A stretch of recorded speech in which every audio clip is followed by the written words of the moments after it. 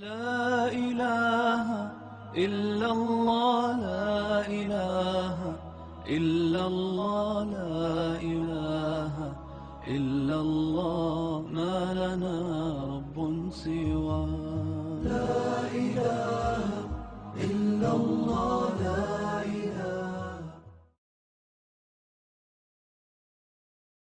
أعوذ بالله من الشيطان الرجيم. بسم الله الرحمن الرحيم. يا أيها المدثر قم فأنذر وربك فكبر وثيابك فطهر والرجز فاهجر ولا تمنن تستكثر ولربك فاصبر.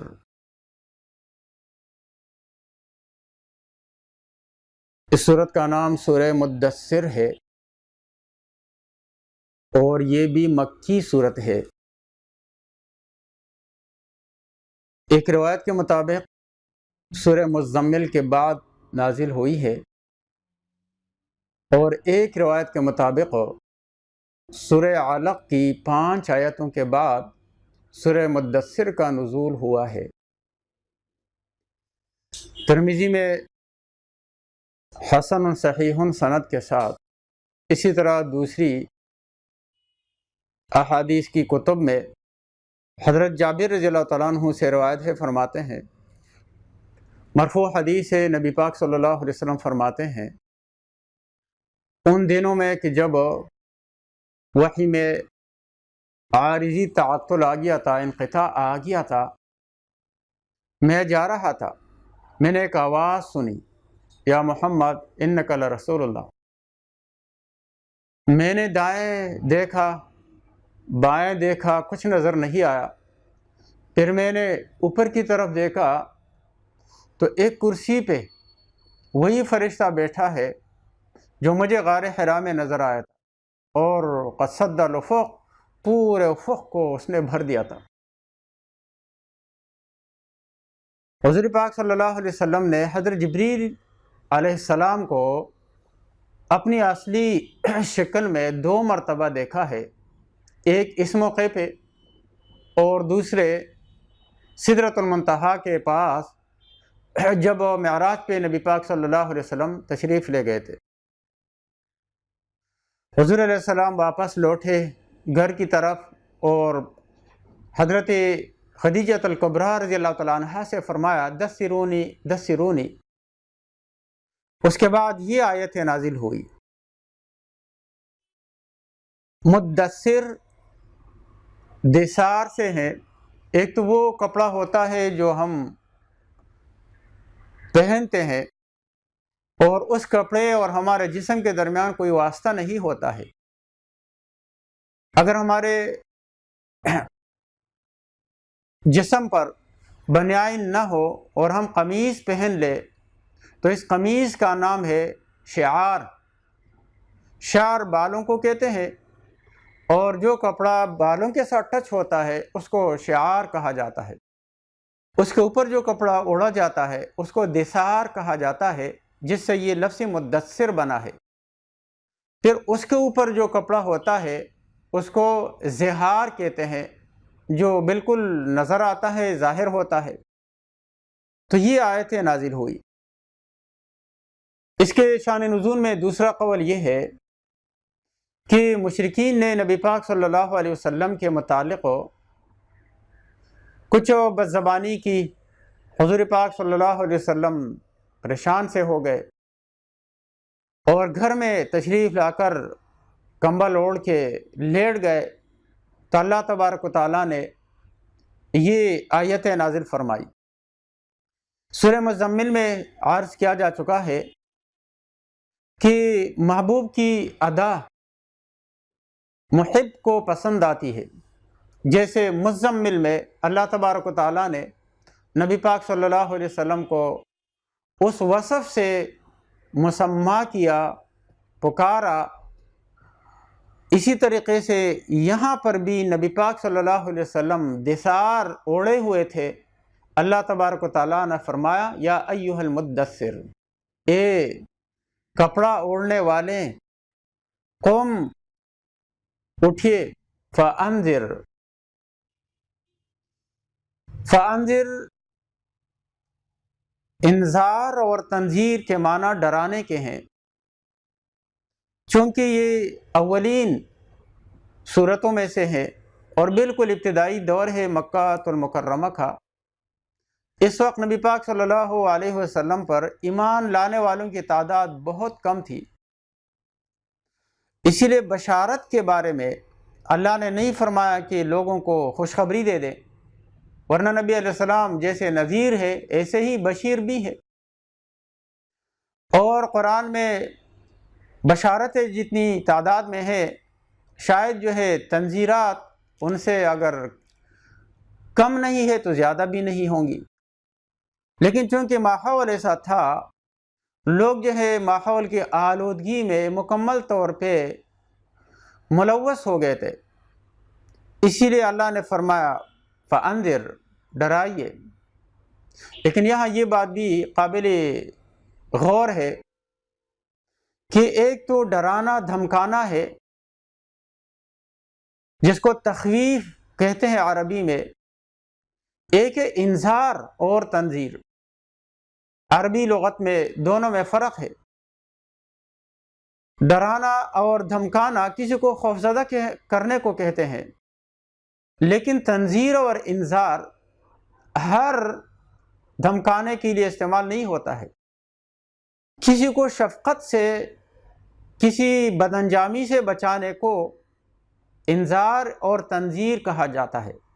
جیسے باپ اپنے بچوں کو، ماں اپنی اولاد کو سمجھاتی ہے کہ چھت پہ نہیں چڑھنا اور بجلی کے تاروں کو ہاتھ نہیں لگانا، کھڑکی سے نیچے نہیں جھانکنا، تو یہ بھی ڈرانے کی ایک صورت ہے، ورنہ گر جاؤ گے تو ہاتھ ٹوٹ جائے گا، معذور ہو جاؤ گے، ہلاک ہو جاؤ گے، فلاں فلاں وغیرہ۔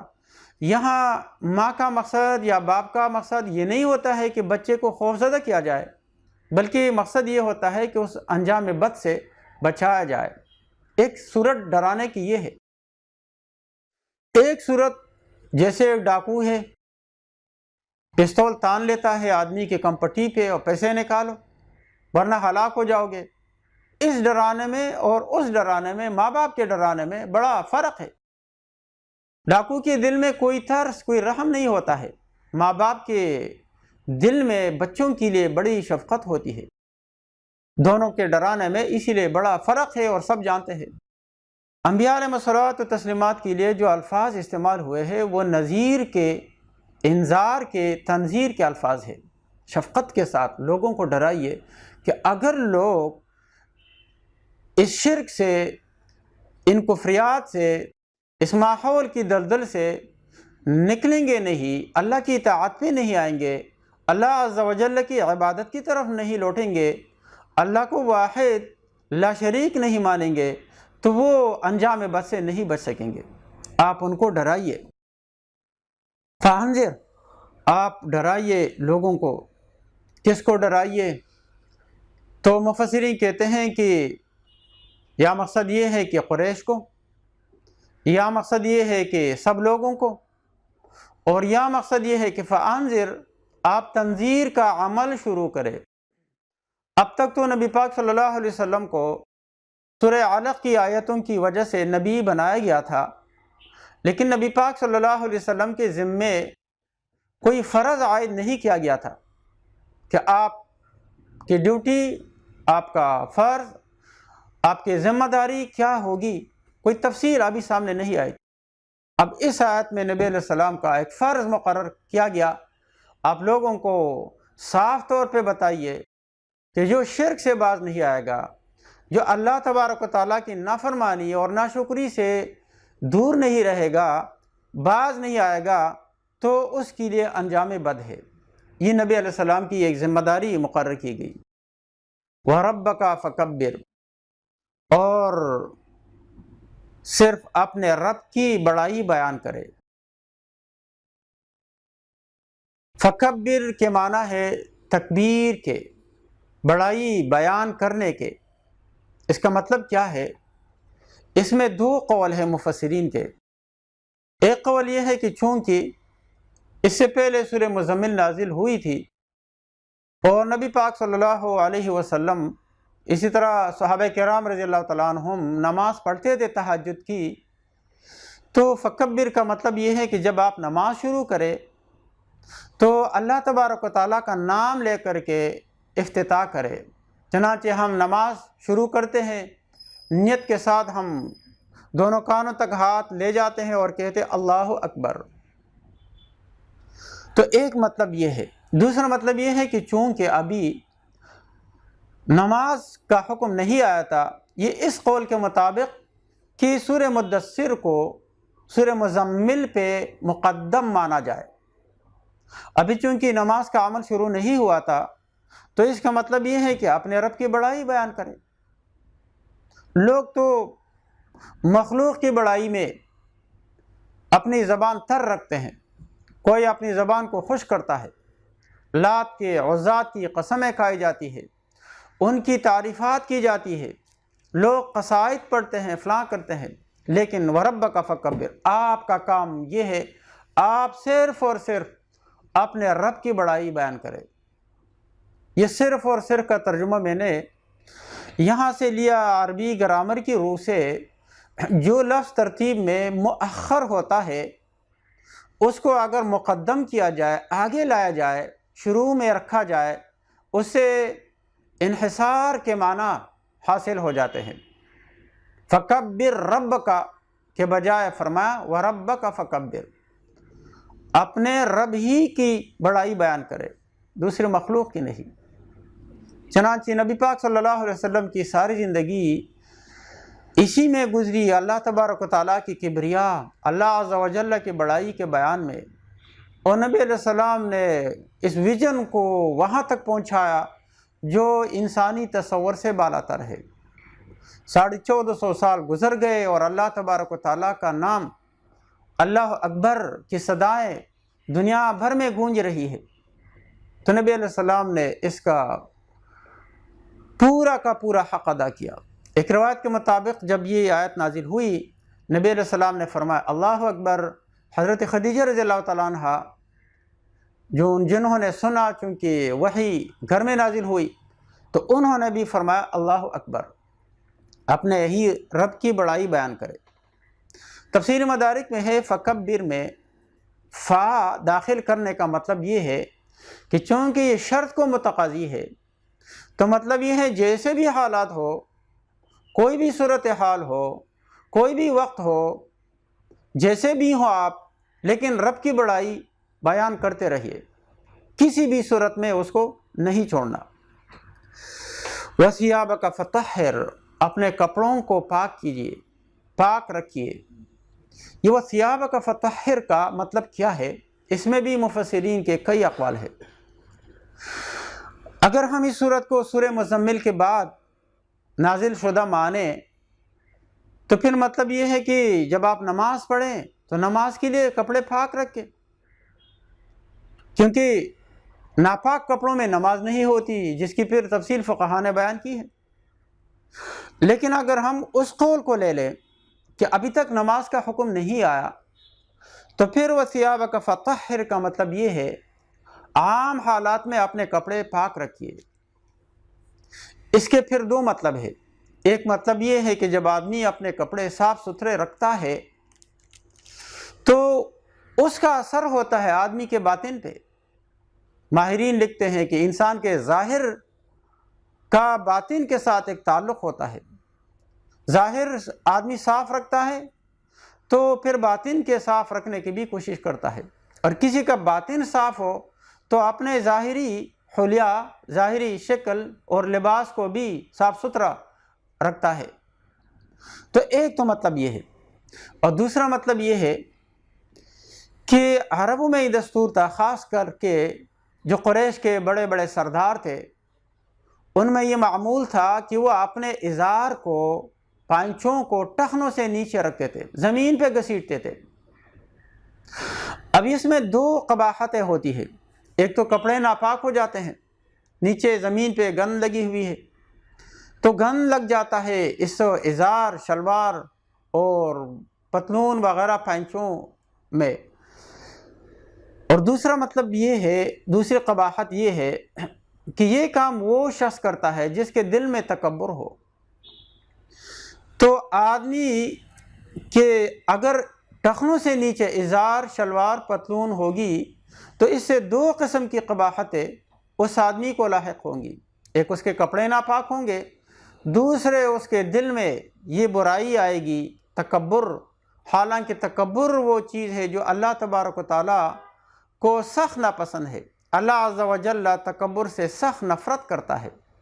تکبر کرنے والا گویا کہ اللہ تبارک و تعالیٰ کے ہمسر ہونے کی کوشش کرتا ہے۔ کبریا، بڑائی صرف اللہ کا خاصہ ہے۔ ابلیس نے تکبر کیا، اللہ نے اس کو ملعون بنایا۔ تکبر عزازیل راخوار کر دو، بزندان لعنت گرفتار کر دو۔ اسی لیے اس کے ٹخنوں سے اوپر ہی رکھنا مردوں کے لیے یہ ضروری قرار دیا گیا۔ مشکات شریف میں حدیث ہے، ایک شخص نے نماز پڑھی، اس کا ازار ٹخنوں سے نیچے تھا، نماز سے فارغ ہوا، نبی علیہ السلام نے فرمایا جاؤ وضو کر کے دوبارہ نماز پڑھو، تمہاری نماز نہیں ہوئی۔ یعنی کہ یہ عمل اللہ کو اتنا ناپسند ہے اور نبی پاک صلی اللہ علیہ وسلم کو اتنا ناپسند ہے کہ اس شخص کو دوبارہ بھیجا، وضو بھی اس سے کروایا، نماز بھی اس سے دوبارہ پڑھوائی۔ وہ صحابہ کا فتح ہے۔ اور صوفیہ کرام فرماتے ہیں کہ مراد اس سے یہ ہے کہ اپنی عادتیں، اپنے اخلاق کو صاف رکھیے۔ چنانچہ نبی پاک صلی اللہ علیہ وسلم اخلاق کے اونچے پیمانے پہ تھے۔ خود اللہ تبارک و تعالیٰ فرماتے ہیں انک لعلی خلق عظیم۔ تو اس سے مراد کپڑے بھی لے سکتے ہیں، اس سے مراد عادات اور اخلاق بھی لے سکتے ہیں۔ نماز میں ہو تو پھر ٹخنوں سے ازار کو مردوں کے لیے اوپر رکھنا بہرحال لازمی ہے۔ البتہ عورتوں کے لیے جو ہے ٹخنے چھپانا، قدم چھپانا حتی الامکان یہ ضروری ہے۔ عورت چونکہ سر تاپا مکمل عورت ہے، عورت کا لفظ عربی میں ستر کے لیے استعمال ہوتا ہے، اور اردو میں یہ ایک بہترین تعبیر ہے جو عورت کے لیے بولا جاتا ہے۔ لفظ عورت ہو یعنی کہ عورت سراپا سر سے پاؤں تک یہ ستر ہی ستر ہے۔ نماز میں صرف اس کا چہرہ جو ہے وہ کھلا رکھنے کی اجازت ہے، اور کفین یعنی کہ ہتھیلیاں اور قدمین یعنی کہ پاؤں کے اوپر اور نچلے حصے، چونکہ اس کو چھپانا مشکل ہے۔ قدم کے بارے میں، پاؤں کی پشت کے بارے میں بھی فقہا کہتے ہیں کہ چھپانا لازمی ہے۔ اس کا مطلب یہ ہے کہ عورت بہت تنگ پینچوں والی شلوار، ٹائٹ قسم کی شلوار کا استعمال نماز میں کم از کم نہ کرے، کوشش کرے کہ پورا بدن، جسم ڈھک جائے۔ لیکن مرد کے لیے یہ ہے کہ وہ اپنے ازار کو ٹخنوں سے اوپر رکھے گا۔ نماز کے اندر یہ تاکید اور بڑھ جاتی ہے، نماز سے باہر وہ بھی تاکید ہے، لیکن نماز میں کراہیت ڈبل ہو جائے گی، حرمت ڈبل ہو جائے گی۔ والرجز فہجر، رجز اور رجز عذاب کو بھی کہتے ہیں، اور عذاب کے اسباب پر بھی اس کا اطلاق ہوتا ہے۔ گناہ بھی عذاب کا سبب ہے، بت بھی عذاب کا ذریعہ ہے۔ اسی لیے بعض مفسرین نے اس کا مطلب رجز کا بتوں کی عبادت لیا ہے، بعضی نے جو ہے مطلق معاصی اور گناہ سے مراد دی ہے، اور بعضی نے یہ کہا کہ آپ شرک سے۔ تو شرک سے تو نبی پاک صلی اللہ علیہ وسلم دور تھے، اور بتوں کی تعظیم یا بتوں کی عبادت تو نبی پاک صلی اللہ علیہ وسلم کے حاشیہ خیال میں بھی کبھی نہیں آیا تھا، وہم و گمان میں بھی نہیں تھا۔